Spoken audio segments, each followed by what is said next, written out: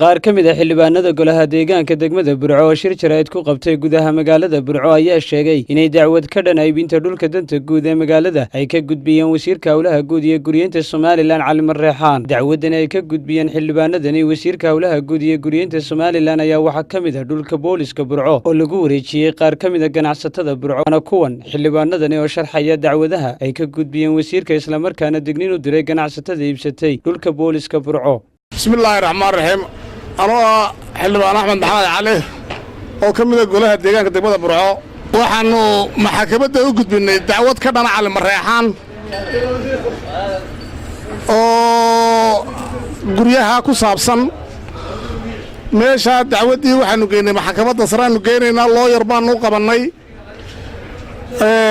أنا حمل الجولة الدجاج كم ده وحنوقا بني اللوير وحنو لنا جماعة ستة علي النولي علي وحبا وما هذا النولي وحكي بدنا هالسنين وكل شيء يا وحكي بدنا هالسنين نولي وحكي بدنا هالسنين وبشي على الله دعوتي وطها وحنا نجينا محكمة ولا نعشرنا دعوتنا سنة وحكي سعة على مريحان هنتدا والصدر يكون سعتها وحن مقلة يدرها بو وحفر سنة مركم مقالة يبي أجسكريه بورسكا يعني قلت لك اللي مركب ورا مولك نلقى فرمروتشي meesha maxkamad bay ku jirtaa waxaan u sheegaynaa ganacsatada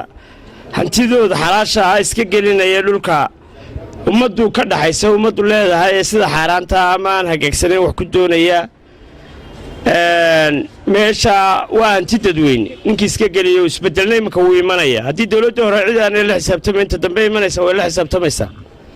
hantidaas waa hanti dadweyne waan u sheegaynaa soo jeedin lahayn bulshada waxa haysta daalin minimo waxa haysta wasiir aan u turaynin waxa jirta oo kale halkii lagu dagaalamay ee ay ka dhacday foodado maanta la doonayay in hadana la isku dilo Sheekh Bashiir oo dikrooto madax masaajid la yiri waa laga bixiyo dikrooto waxa weeyaan wax soconaya iyo iskuul wax soconaya ma jiraan wiil bulshada la iska warkeenaa baa jira kala guur baa jira waar maanta waxaanu leenahay waar hal la joojiyo oo waxa weeyaan waxa socda waa foodo waxaanu leenahay bulshadaanu u simanno waxana loo soo doortay inaanu bulshada wax u qabanno horumarintii ka shaqeeyno kuwa doonaya ganacsatada ah ina kaliyan isku koobtaan waar ma noqonayso ta kale waxa weeyaan annagu xildhibaanadii hadlay sharaf bay naga mudan yihiin annagu shakhsi u hiilin mayno wuxuu ina sii dafliyo ina soo dafliyo ina dayloodi ayaga dulmano loo doodaya maxay doonayaan war kuwa naga hadlaaya naga daba hadlaaya ee xildhibaanada hadalka daba oranaya ayagaan u doodayna xuquuqdoodii iyo sharaftoodii qarannimada lagu tuntay Qadir Cabdirasaaq Salebaan Qadar Hanad Bulsha TV Burco.